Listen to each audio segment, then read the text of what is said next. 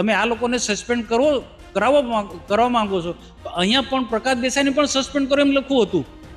તો આ છે ને દૂધધારા ડેરીમાં સહકારી ક્ષેત્રમાં એટલી બધી ગંદી નીતિ રાજનીતિ છે કે જે આવનારા દિવસોમાં ભાજપને નુકસાન કર્યું છે. સુનિલ ફોર્મ ના ખેંચવું જોઈએ. સુનિલ પટેલ ઘનશ્યામભાઈની સામે ફોર્મ ના ખેંચો. આ ઘનશ્યામભાઈનો સ્પષ્ટ ઈરાદો છે કે સુનિલ પટેલ ફોર્મ ના ખેંચે તો પાર્ટીમાંથી સસ્પેન્ડ થવાનો જ છે. આ ઈરાદો સ્પષ્ટ છે. એનાથી મને સખત નારાજગી ઘનશ્યામભાઈની પોલિસી છે. ડેરીમાં શું છે એવું બધું કે આટલી બધી બધાને ઈચ્છા છે કે આપણે ડેરીમાંનો વહીવટ કરીએ?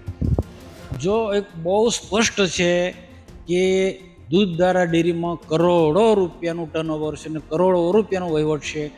અને ભૂતકાળમાં ઘણા બધા આ ડેરી પર આક્ષેપણ પણ થયેલા છે. એ બધી ડેરીઓ પર હોય છે. બધી ડેરીઓમાં નાનું મોટું એક ગરબડ થતું હોય છે. મુખ્ય વસ્તુ જે વહીવટનું છે અને કરોડો રૂપિયાનો ટર્નઓવર હોય તો સ્વાભાવિક છે કે આટલો મોટો વહીવટ કરવા કોણ બધી જ પ્રકારની મહેનત ના કરે. ભરૂચ અને નર્મદા જિલ્લાની ભરૂચ દૂધધારા ડેરીની જે ચૂંટણી છે દિવસે ને દિવસે રસપ્રદ તો બનતી જાય છે, પરંતુ વિવાદિત પણ બનતી જાય છે. કારણ કે ભારતીય જનતા પાર્ટી દ્વારા અનેક લોકોને સસ્પેન્ડ કરવામાં આવે છે અને સસ્પેન્ડ કરવાનું કારણ એ છે કે તેઓએ પાર્ટીના મેન્ડેટ વિરુદ્ધ પોતાની ઉમેદવારી કરી છે. અને આ ઉમેદવારી તેઓએ કરી છે અરુણસિંહ રાણા, જે વાગરાના ધારાસભ્ય છે અને ભાજપના નેતા છે, તેમની પેનલમાં કરી છે. ત્યારે અરુણસિંહ રાણાની પેનલમાં જે લોકોએ ઉમેદવારી કરી છે તેઓને પાર્ટીમાંથી સસ્પેન્ડ કરવામાં આવ્યા છે. ત્યારે સસ્પેન્ડ કરવાને લઈને ભરૂચ નર્મદા જિલ્લાના રાજકીય પ્રત્યાઘાતો ખૂબ પડ્યા છે. ખાસ કરીને ભાજપની અંદર ભાજપના અનેક નેતાઓ આ સસ્પેન્ડને લઈને નારાજ છે. ત્યારે આપણી સાથે ખાસ વાતચીત કરવા માટે ભરૂચના સાંસદ મનસુખભાઈ વસાવા છે. એમને પૂછીશું કે આજે ખાસ તો મનસુખભાઈ જે સસ્પેન્ડ કર્યા છે એ બાબતે પહેલી પ્રતિક્રિયા શું છે તમારી? જો સસ્પેન્ડ કર્યા છે ભારતીય જનતા પાર્ટીએ, એ સ્વાભાવિક છે કે પાર્ટી ચીજબજ પાર્ટી છે અને પાર્ટીને યોગ્ય લાગે એ સસ્પેન્ડ કરી શકે છે. અને સસ્પેન્ડ કરવા માટે પણ અહીંયા જિલ્લામાંથી પ્રદેશ પર દબાણ ગયું હતું કે આ લોકોને સસ્પેન્ડ કરવા. જો આ પ્રકારનું જિલ્લામાંથી દબાણ ના ગયું હોત સસ્પેન્શનને, તો પાર્ટી આમાં કોઈ નિર્ણય એ જિલ્લા પર છોડી દો. પરંતુ શરૂઆતથી જ દૂધધારા ડેરીની ચૂંટણી વિવાદમાં છે. એ ઉમેદવારો જે નક્કી કર્યા દરેક ઝોન પ્રમાણે, એ જે ઝોન પ્રમાણે ઉમેદવારો નક્કી કર્યા એ પણ ખોટી રીતના નક્કી કર્યા. એમાં કેટલાક કોંગ્રેસના લોકો પણ હતા, ભૂતકાળમાં પાર્ટી વિરુદ્ધનું કામ કરે એવા લોકો પણ એમાં હતા એ પેનલમાં. અને એવા લોકોને પ્રદેશે મેન્ડેટ આપ્યો. પ્રદેશનો વાંક નથી, પ્રદેશને ખબર જ ના હોય કે જિલ્લાના લોકોને ખબર હોય. પણ આ જ વસ્તુ જિલ્લા સંકલનમાં ચર્ચા થઈ હોત તો કયા ઝોનમાંથી કોણ ભાજપનો છે અને પાર્ટીમાં સક્રિય કોણ છે ને દૂધ ઉત્પાદન ક્ષેત્રે કોણ સારું કામ કરી શકે છે એવા લોકોને અમે મોકલતા.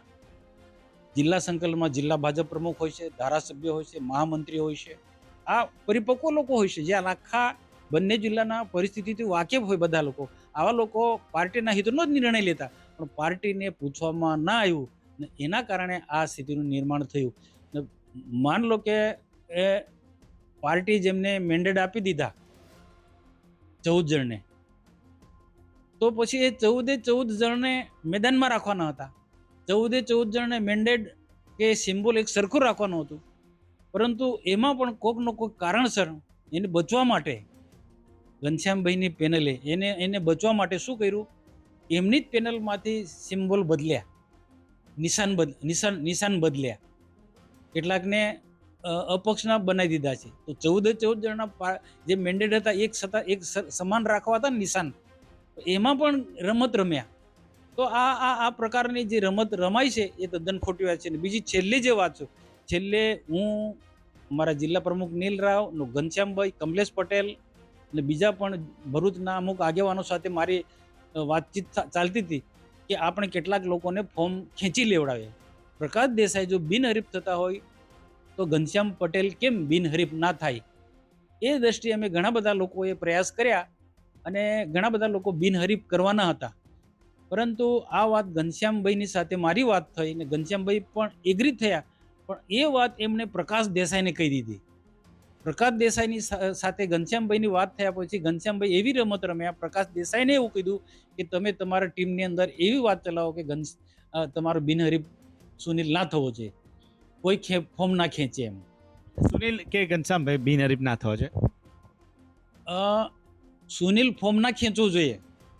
સુનિલ પટેલ ઘનશ્યામભાઈની સામે ફોર્મ ના ખેંચો. આ ઘનશ્યામભાઈનો સ્પષ્ટ ઈરાદો છે કે સુનિલ પટેલ ફોર્મ ના ખેંચે તો પાર્ટીમાંથી સસ્પેન્ડ થવાનો જ છે. આ ઈરાદો સ્પષ્ટ છે. એનાથી મને સખત નારાજગી ઘનશ્યામભાઈની પોલિસી છે. અને સુનિલ, મારી વાત થઈ છે ઘનશ્યામભાઈની, અને કે તમે એગ્રી છો, તો એમને પોતે કીધું કે સુનિલ પટેલને તમે સમજાવો તો એ ખેંચી લે. મને તો બહુ સારું રહેશે, બહુ સરસ રીતના પાર્ટી બિલકુલ એક સલામત રહેશે. અને એની સાથે બીજા લોકોને પણ એમાં પ્રયાસો થયા.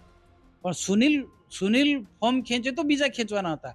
પરંતુ ઘનશ્યામભાઈ જે રમત રમ્યા એ પ્રકાશ દેસાઈની સાથે બંને જણા આંસુ બંને ની વચ્ચે બહુ સમજૂતીપૂર્વક બંને આગળ વધી રહ્યા છે. ઘનશ્યામભાઈ પાર્ટીની પેનલમાં છે અને સામેની પેનલમાં પ્રકાશ દેસાઈ છે. બંનેઓએ સત્તામાં રહેવું છે અને આગળના દિવસોમાં આ જ રહેવાનું છે.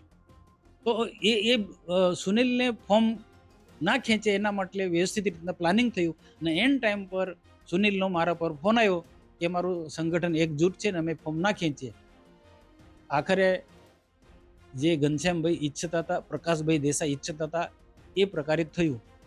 અને ત્યાર પછી ઘનશ્યામ પ્રદેશને પત્ર લખે છે કે આટલા લોકોને સસ્પેન્ડ કરો. અને નીચે એવું લખે છે કે પ્રકાશ દેસાઈ પણ આ અપક્ષોનો પ્રચાર કરે છે તો એને સમજાવો કે એમનો અપક્ષોનો પ્રચાર ના કરે. આ કેવી ઘનશ્યામભાઈની નીતિ? તમે આ લોકોને સસ્પેન્ડ કરવા માંગો છો તો અહીંયા પણ પ્રકાશ દેસાઈને પણ સસ્પેન્ડ કરો એમ લખવું હતું. તો આ છે ને, દૂધધારા ડેરીમાં સહકારી ક્ષેત્રમાં એટલી બધી ગંદી નીતિ, રાજનીતિ છે કે જે આવનારા દિવસોમાં ભાજપને નુકસાન કર્યું છે. ઘનશ્યામભાઈ કે પ્રકાશ દેસાઈ સહકારમાં પોતે મજબૂત બનવા માટે પોતે સલામતી કરી લીધી છે, પોતે સલામત બની ગયા છે. પરંતુ આના કારણે પાર્ટીને નુકસાન છે અને કેટલાક વર્ષોથી અમે તૈયાર કરેલા કાર્યકર્તાને આજે ઘર બેસવાનો વારો આવશે.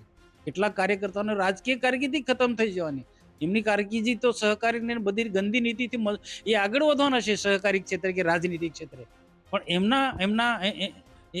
એમની ગંદી વૃત્તિના કારણે, એમના ખોટા ઈરાદાના કારણે કેટલાય લોકોની રાજનીતિ આજે ખતમ થઈ જવાના. આજે આમ આદમી પાર્ટી કે કોંગ્રેસ આવનારા દિવસો આનો લાભ લેવાની છે. આનો લાભ લેવાનો છે ને એનો તાલુકા પંચાયત, જિલ્લા પંચાયતમાં ભાજપને નુકસાન જવાનું છે. તમે આ સમગ્ર વાત કરી તો આજે આ પાછળ જે આખી રાજનીતિ છે, કારણ કે જે સહકારી, જે ભરૂચ દૂધધારા ડેરીની જે ચૂંટણી છે તો એની અંદર જે પાર્ટીના સિમ્બોલ પર ચૂંટણી હોતી નથી. પેનલ જે હોય છે, પેનલનો સિમ્બોલ હોય છે. પાર્ટીએ જે મેન્ડેટ આપ્યો છે તો એમાં તમને કોની ભૂલ લાગે છે? કારણ કે જે મેન્ડેટ જે આપવામાં આવ્યો છે તો જે લોકોને મેન્ડેટ વગર જે ચૂંટણી લડી રહ્યા છે તેમને સસ્પેન્ડ કરવામાં છે. અને એમાં ખાસ તમે સુનિલ પટેલની વાત કરી, અન્ય પણ જે નેતાઓ જે છે તે નેતાઓ કેટલા પરિપક્વ હતા અને ભાજપ માટે કેટલું કામ કરતા હતા, જેમને સસ્પેન્ડ કર્યા છે એમની થોડી જો ટૂંક વિગત તમે કહી શકતા હોય તો. ભરૂચ ને નર્મદાના જે સસ્પેન્ડ કરેલા છે તેમની વાત કરીએ. જો જે સસ્પેન્ડ થયેલા લોકો છે એમાં મોટાભાગના ભારતીય જનતા પાર્ટીના છે. એ બધા પાર્ટીના કાર્યકર્તાઓ છે જેમને તાલુકા પંચાયત, જિલ્લા પંચાયત કે વિધાનસભા કે લોકસભામાં પાર્ટીનું સખત કામ કર્યું છે. દાખલા કે અમારા જિલ્લા પંચાયતના જે સભ્ય છે માલસામટ વિસ્તારમાં, સંભાઈ વસાવા, એ વિસ્તારનો મજબૂત નેતા છે.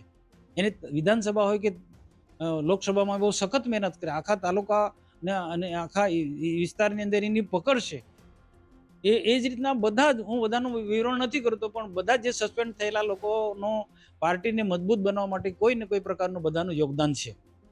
તો આવનારા દિવસોમાં આ જે પરિણામ જે પણ આવે, ભરૂચ દૂધધારા ડેરીનું જે પણ પરિણામ આવે, પરંતુ જે પરિણામ છે એમાં ભાજપની હાર થશે અને ભાજપ જ જીતશે, કારણ કે જે મેન્ડેટ આપ્યા છે. પરંતુ ત્યાર પછીના જે તમે શું પરિણામ જોઈ રહ્યા છો, પક્ષને કેટલું ડેમેજ થાય તેવી શક્યતા તમને લાગે છે? જો પરિણામ તો જે આવશે તે, કે હું હમણાં કહી ના શકું, પણ બધાને ખબર જ છે કે આ ગંદી નીતિમાં જે શકુનીની જેવી રમત રમતા હોય એ લોકો જીતે ખરા, પણ આવનારા સમયમાં મહાભારત જેવું થશે, કૌરવો જેવું થશે. આખું કરોડો બહુ છે, સત્યની જે લડે છે એ લોકો ભવિષ્યમાં એ આગળ આવશે, પણ જે શકુની જેવી જે સોકટાની રમત રમે છે એ પાર્ટી નુકસાન કરશે. જે મહાભારતના યુદ્ધના કારણે કૌરવ પણ ખતમ થઈ ગયા અને પાંડવોનું પણ આખો પરિવાર ખતમ થઈ ગયું. એ રીતના આ સ્થિતિનું નિર્માણ થવાનું છે. આખર તો ભાજપને નુકસાન થવાનું છે. છેલ્લો મનસુખભાઈ કે એક સવાલ કે જે આ જે ચૂંટણી છે તો ખાસ તમને એવું લાગે છે કે આવું થવાનું કારણ શું, કે ભરૂચ દૂધધારા ડેરીનું સંચાલન છે તો એની પાછળનું કારણ તમને શું લાગે છે? એનું મેઇન રહસ્ય શું છે કે આ સત્તા લેવા માટે આટલા બધા નેતાઓ તલપાપડ છે કે સત્તા મેળવવા માટે ડેરીમાં શું છે એવું બધું કે આટલી બધી બધાને ઈચ્છા છે કે આપણે ડેરીમાંનો વહીવટ કરીએ? જો એક બહુ સ્પષ્ટ છે કે દૂધધારા ડેરીમાં કરોડો રૂપિયાનું ટર્નઓવર છે અને કરોડો રૂપિયાનો વહીવટ છે, અને ભૂતકાળમાં ઘણા બધા આ ડેરી પર આક્ષેપ પણ થયેલા છે. એ બધી ડેરીઓ પર હોય છે, બધી જ ડેરીઓમાં નાનું મોટું એ ગરબડ થતું હોય છે. મુખ્ય વસ્તુ જે વહીવટનું છે અને કરોડો રૂપિયાનો ટર્નઓવર હોય તે સ્વાભાવિક છે કે આટલો મોટો વહીવટ કરવા કોણ બધી જ પ્રકારની મહેનત ના કરે ને. એક આમ કહી શકાય કે આ એક મોટા વહીવટના કારણે આ બધું થઈ રહ્યું છે. તમે જોયું કે ભરૂચના સાંસદ મનસુખભાઈ વસાવાએ સ્પષ્ટ વાત કરી કે ભરૂચ દૂધધારા ડેરીનો જે મોટો વહીવટ છે એ મોટો વહીવટ હાંસિલ કરવા માટે આ ચૂંટણી ચાલી રહી છે અને એમાં આ જે રાજનીતિ થઈ રહી છે. સાથે સાથે તેમનું સ્પષ્ટ કહેવું છે કે જે લોકોને સસ્પેન્ડ કરવામાં આવ્યા છે એ ભાજપ માટે વર્ષોથી સનિષ્ઠ કાર્યકર હતા. ભાજપના નેતા તૈયાર કરવા માટે, કાર્યકર કરવા માટે પાર્ટી ખૂબ મહેનત કરતી હોય છે, કારણ કે ઘણી મહેનત બાદ આવા કાર્યકરને નેતાઓ તૈયાર થતા હોય છે, પરંતુ તેવાને આ રીતે જો સસ્પેન્ડ કરવામાં આવે તો તેવાનું મનોબળ પણ તૂટતું હોય છે. અને આવનારી ચૂંટણીમાં એટલે કે એમનું કહેવું છે કે ભરૂચ દૂધધારા ડેરીનું જે પરિણામ કોઈ પણ આવે, પરંતુ ભારતીય જનતા પાર્ટીને તેનું નુકસાન અવશ્ય આવનારી સ્થાનિક સ્વરાજની ચૂંટણીમાં થશે તેમ તેઓને લાગી રહ્યું છે. નરેન્દ્ર પેપરવાલા, ગુજરાત તક, નર્મદા.